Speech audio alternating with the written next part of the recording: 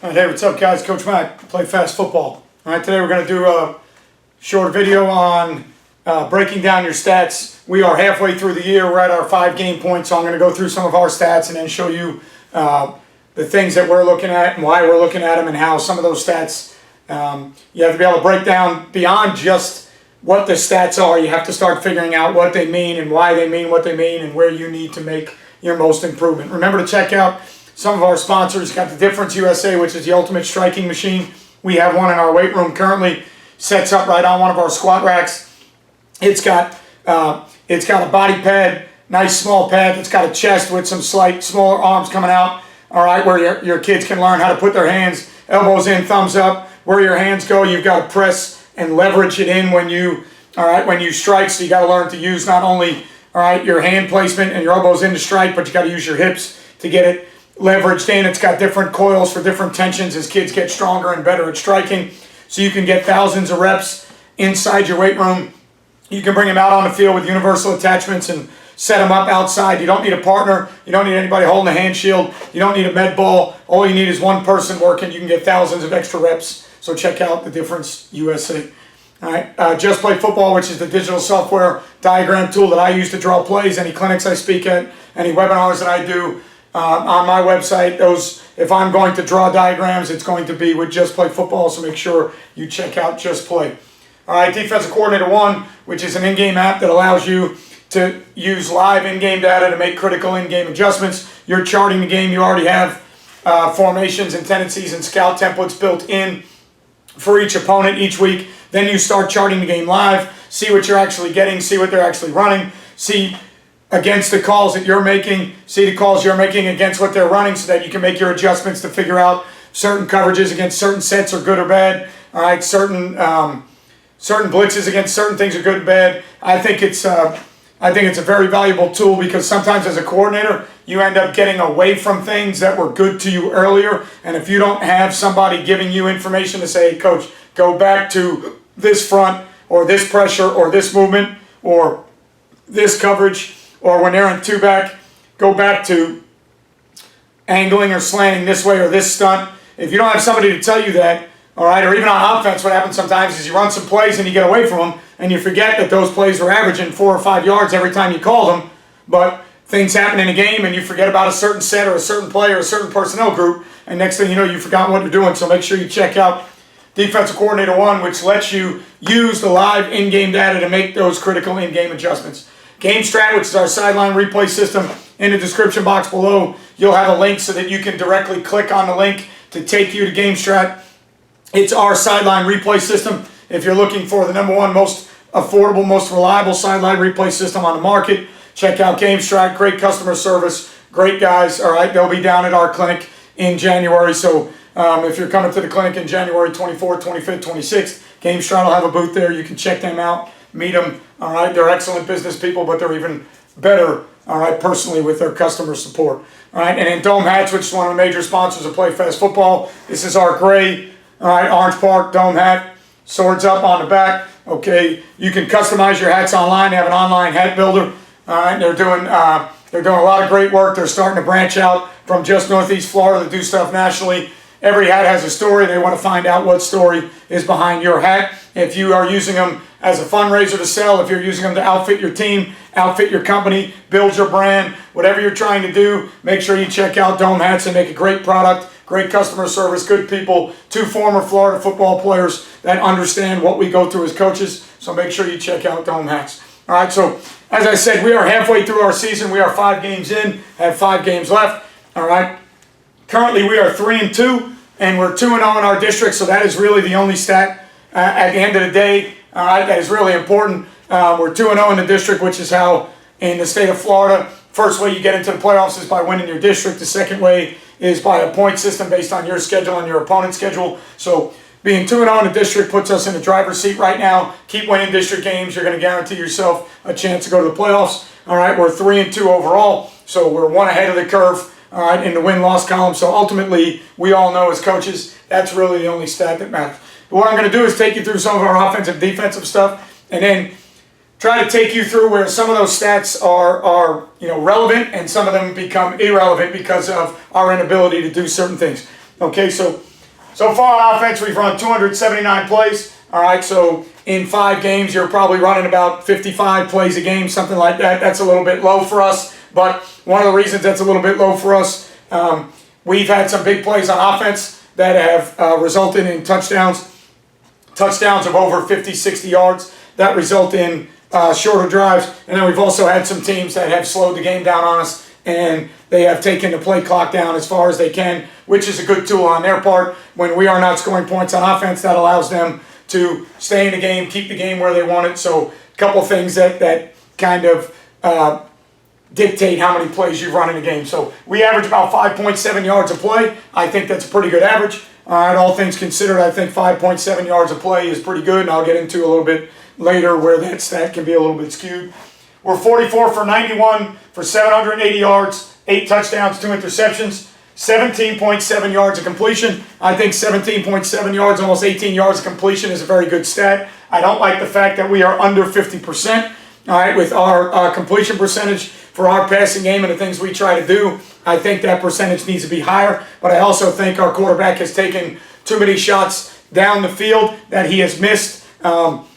Shots down the field that were actually open at times, other shots down the field that he forced into some coverages. So trying to do a better job to get him to check down on some things and live another down and keep the chains moving. So being under 50% is not where I'd like to be, but throwing for 780 yards a game, which is about 159 passing yards a game, and only 2 interceptions with 8 touchdowns is pretty good. All right, we've got 177 rushes for 814 yards. We fumbled the ball 4 times, so all in all, we've turned it over 6 times on offense in 5 games. So a little bit more than once a game, which is not terrible, all right, because we are ahead in the turnover margin, so it's not terrible, but we got to do a better job. Running backs, quarterbacks, receivers not putting the ball on the ground. All right, so averaging about 163 rushing yards a game, 4.5 yards per carry, which is not bad. All right, so all those numbers there offensively are pretty good. All right, we're only averaging 19.2 points a game, and that's what I've got circled, because what you've got to be able to do now is you've got to look at your stats and say, okay, well, if we've thrown for 780 and 8 touchdowns, and we've rushed 177 for 814, and we're averaging 163 on the ground, 159 in the air, and we're averaging about 315 yards or so a game, why are we only scoring 19 points? So now you've got to correlate the stats, okay, to where you start looking and saying, all right, we're averaging over 300 yards a game, we're moving the football, we're getting 13 first downs a game, so we're moving the football and we're moving the chains, but we're only scoring 19 points a game, okay? One of the big things that contributes to that, 43 penalties for 460 yards, not a very good number. All right, we're averaging a little bit over 8 penalties a game, all right, and we're averaging about 90 yards a game or so in penalty yards. So obviously not all of those are on the offense, but you got to look back. We've had 3 touchdowns called back on holding calls and blocks in the back. All right, so now you've got to look at the fact that you're doing some good things in the running game and the passing game. You've got good numbers. You've got good averages. You're running for 163, throwing for 159, but only scoring 19 points a game. How or where are you killing your drives? One of the first things, penalties. All right, you're killing yourselves with penalties. You're getting behind the sticks. You're getting touchdowns taken off the board, first downs taken off the board, and then getting behind the sticks in 2nd or 3rd and long. So penalties are one of the things that have hurt us, all right, on offense on some of our drives. Another thing that has hurt us is negatives. Bad snaps in the shotgun, missed blocking assignments to where there's losses in the backfield. So when you look at our stats, when I break it down on offense, what I look at is we're too big play orientated, and we rely on too many big plays and too many big plays for touchdowns, and we don't finish enough drives, all right, when we get inside the red zone. We've had 6 or 8 drives this year inside the 20, all right, that we could not finish with either a field goal or going for it on 4th down. So we're moving the ball. We've got good numbers, all right, but we're not finishing drives, and then we have the things that are setting us behind the sticks, like penalties, okay, and then negative, some bad snaps from the center. We lost the ball in the red zone on a bad snap by the center that the other team recovered. You lose a chance to score, give them the ball, you turn it over. So what you got to look at is all of our offensive stats. To me, when you look at the averages, all right, the amount of plays, yards per play, yards per completion, yards per rush, rushing yards a game, passing yards a game, all right, 1.2 turnovers a game, whatever that may be. All those numbers, in my opinion, are pretty good, and I think those should lead to more than 19 points a game. We are just not finishing drives, and that comes down to penalties and drive killers like negatives, missed blocking assignments, or the quarterback, forcing the ball into some throws where he could have took check down. So we've got to figure out a way, finish more drives, got to get better in the kicking game. We've had our kicker has been injured the last 2 to 3 weeks, so we've been limited with his leg strength. We haven't been able to kick a field goal past 30 yards. So anytime we get inside that area where we're not going to punt, but we can't kick a field goal, we're forced to go for it. I think that affects your points. We've missed on a couple field goals or had a couple blocked. That affects your points, so we got to do a better job in the kicking game with our field goal protection and our field goals. We got to get our kicker back healthy. So all in all, I think that's some of the things that you got to look at to figure out why you're only averaging 19 points a game. Now, on defense, we've been on the field for 281 plays, so the other teams have run 2 more plays than we have on offense, so not real happy about that. But again, because we've been so big play orientated, we have given the ball back to people a little bit quicker, all right, and some teams that we played have been able to put some drives together. We've not gotten off the field a couple times on third down, and that's really hurt us as well. So right now the other team is averaging about 2 more plays a game. They're averaging 4.5 yards a play, so we're averaging almost a yard, 1.2 yards more a play than the other team is, so that's good. Anytime you average more yards per play than the opponent, all right.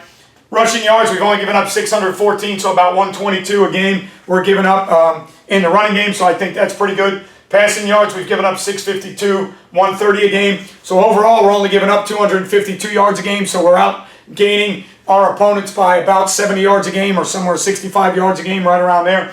We're out rushing our opponents by about 40 yards a game. We're out passing our opponents by about 29 yards a game. So all in all, statistically, within those numbers, we're doing some really good things. We're giving up 21 points a game, which obviously you give up 21, you only score 19. At the end of the day, those things equate to why you're only 3-2 instead of being 4-1 or 5-0. But there is a little bit of an outlier in there. Our first game of the season against an 8-8 team, we're a 5-8 team, they're an 8-8 team. They're 5-1, very good football team. They scored 42 points, so a little bit of an outlier if you take that game out there. Obviously, you can't take games out, so you'd love to, as a statistician, take certain games out. You can't take that game out. We played it. They scored 42 points. That's made the average go up. Okay, so what I look at is in our 2 losses, we gave up 42 points and 28 points. So in the 2 games we lost, we gave up 28 points or more. And we're only averaging 19 points a game. So you've got to understand that in your 2 losses, you've given up more than 19 points. So you've got to figure out a way to hold. If your points per game is 19, you've got to find a way on defense to hold teams under 19 points until you can straighten some things out on offense, finish drives, get better in the kicking game to average more than 19 points a game. And that is kind of a Captain Obvious statement when you say that obviously you've got to score more points than the other team, but you've got to break your statistics down. I like to look at wins and losses. So in our 3 wins, we've only given up 8 points, 7 points, and 21 points. So there was only 1 win where we gave up more than the points that we're averaging, but we happened to score 28 points that game. Okay, so we came out on the positive side of that game. So in our 3 wins, we are only giving up 7 points, 8 points, 21 points. Okay, so about 34 or 35 points in those 3 games. So in the 3 wins, we're only giving up about 12 points a game. Okay, so in the games that we're winning, we're holding teams to under 13 points, which is allowing us to win because our offense has been struggling with points. So if we can keep teams under 13, all right, we've got a chance to win because in 2 of our wins, we've scored 13 and 13, and then in another win, we scored 28. So if we hold teams under 13 right now, for us, that's a really good thing. Now, how long are you going to do that?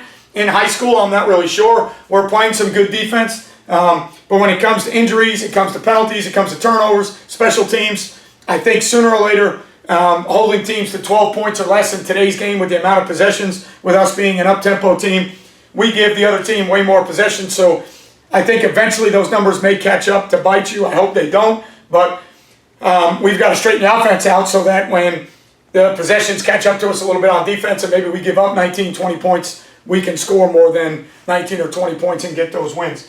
All right, so like I said, giving up 21 points a game, giving up 12 first downs a game, so we're getting 1 more first down a game than the opponent is. All right, we've taken the ball away 9 times. Okay, well, we've given it away 6 times, so we're +3 in the turnover margin. And then you can see the other teams have only been penalized 30 times for 240 yards. So hidden yardage in games, we have given teams 220-yard bonus, all right, in penalties. We are penalized for 220 more yards, all right, which in 5 games, that works out to about 40 yards a game in hidden yardage, somewhere around there, 43, 44 yards a game in hidden yardage, to where you're giving the other team 45 yards extra in penalties per game. So that hidden yardage, it kind of adds itself up in games, and there's some games where you get away with it, some games where you don't. So obviously the penalties, the number of penalties and the yardage for those penalties has got to come down. Some of those are just lazy holding calls where you've got lazy feet, bad hand placement. Some of those are aggressive penalties on defense. We've had a couple, we had a couple borderline late hits. We've never had a guy ejected. We've never had a targeting call or helmet to helmet. They've all been late hits or just out of bounds late hits, which they're all penalties. I'm not saying any of them shouldn't have been penalties. I don't really like to argue with what refs call and what refs don't call. It goes both ways. Those were called. If they're a little bit late, then we've got to tone down our aggressiveness a little bit. All right, but all in all, we've got to cut down on the penalties, cut down on the penalty yards, because you can't give teams, all right, in 5 games, 240-yard advantages in penalties and expect to keep winning. So what I kind of do is I try to break it down on offense, defense, and go through all the normal categories that everybody looks at. And then I try to break it down into what we need to do better, why certain things are happening, and where they're having an effect on the outcome of the wins and losses. Rather than just look at your straight averages of what you do rushing per game and passing per game and points per game, I try to break it down into the games we won, the games we lost, try and find the hidden numbers, maybe to why we lost in certain games. And just try and find anything statistically that you can find that maybe you can work on, that you can directly correlate to why you're winning or losing. All right, so normally one of the first things you look at is turnovers. We're +3 in the turnover ratio, so that's probably has a little bit to do with why we're 3-2 and ahead of the curve and above 500 in our win-loss record. You start looking at penalties. Obviously, one of the reasons we have 2 losses is because we've had so many penalties and we've given teams extra yardage in penalties. Start to look at rushing, running the ball, and stopping the run. Obviously, we're doing a better job running the ball than our opponent. All right, so anytime you do a better job running the ball than your opponent, you should feel like you've put yourself in position to win football games. And then we're throwing the ball for more yards than our opponent. We're averaging way more yards per completion than our opponent. So we've got more explosives. So when you look at those things, all those stats kind of lead to being ahead of the curve, being above 500. Another thing I look at is the 2 games that we've lost. Those teams are combined 8-1. So 8-2, I'm sorry. So both those teams are, I believe, 4-1 right now. So in our 2 losses, we played 2 teams that are 4-1, 8-2 overall. So we've lost to 2 good football teams, and there's nothing wrong with that. There's nothing wrong with losing games to good football teams. Sometimes other teams are going to be physically a little bit better than you are. Sometimes other teams are going to play better than you. Sometimes teams are going to execute and have a better game plan than you had. So all those things considered, you can't take away from the fact that, those 2 teams outplayed us that night, outcoached us that night, had a better game plan than we did that night. But they're also 8-2, so they're a very good football team, so there's no shame in losing football games to good teams. So when you go through your stats, hopefully this helps a little bit. I know everybody does some self-scout, and we're currently going through it now. And one of the things we're looking at is with these numbers on offense, why are we not scoring more points? What do we got to do to score more points? That's right now heavily where our self-scout is kind of focused. And so hopefully you're going through your games and your wins and your losses and going through your stats and checking some things out and trying to figure out ways on offense and defense to wrinkle some things, and not holistic schematic changes. I never think that's a good idea mid-year. So just try and find ways to wrinkle some things. Figure out where your strengths are, where your weaknesses are, where you can cover your weaknesses up, where you can play to your strengths. Figure out where to get the ball to with your skill players or your best players on offense. Think more about players, not plays. And just take a look at your stats and try and figure out, coaching-wise, if there's a way, other than just putting your stats out there on social media to say, hey, we do all these great things. Figure out if there's a correlation between the things you're doing and winning and losing games. All right, remember that the first ever Play Fast Football Clinic will be this January 24th, 25th, 26th, 2020, St. Augustine, Florida, right on the ocean, Embassy Suites. You can go to www.playfastfbclinic.com for more information on registering, more information on booking, a hotel. If you stay on site at the Embassy Suites, up to 4 coaches can stay in a room. Everybody that's in a room gets made to order breakfast every night they're there. Embassy Suites has a 2-hour happy hour if you're a registered guest every night that you're there. We will put on a Friday night social. We will also provide a Saturday lunch. So make sure you check out the first ever PlayFast Football Clinic. Go to www.playfastfbclinic.com. Dome Hats is a major sponsor. Baker Sporting Goods is a major sponsor. We're going to have about 12 to 14 businesses as vendors. So go to the website to check out how to register. Go to the website to check out how to book a room. Go to the website to check out if you want to be a vendor. Take a look at some of the speakers. We've already got 5 speakers announced. Their bios are on the website, so you can check out the bios of some of those speakers. And some of the guys that are speaking that are currently coaching are having some really good years. 2 of the guys that are speaking are currently undefeated right now, so we're really excited about the speakers we got. So make sure you check out first ever PlayFast Football Clinic. As always, I appreciate everything you guys do. Click the like button, click the subscribe button, click the notification so you know every time we do a video. Remember that you can comment and leave your comments, and I will get back to every comment, positive, negative. Interaction is good. If you've watched the video enough to make a comment, obviously, all right, I appreciate that you've watched the video. If it's a negative comment, I normally respond back and say, hey, it's my opinion. I appreciate your opinion. This is why, or this is how. So feel free to comment. I respond to almost every one. Remember that you won't play well until you play fast, and I'll catch you guys next time.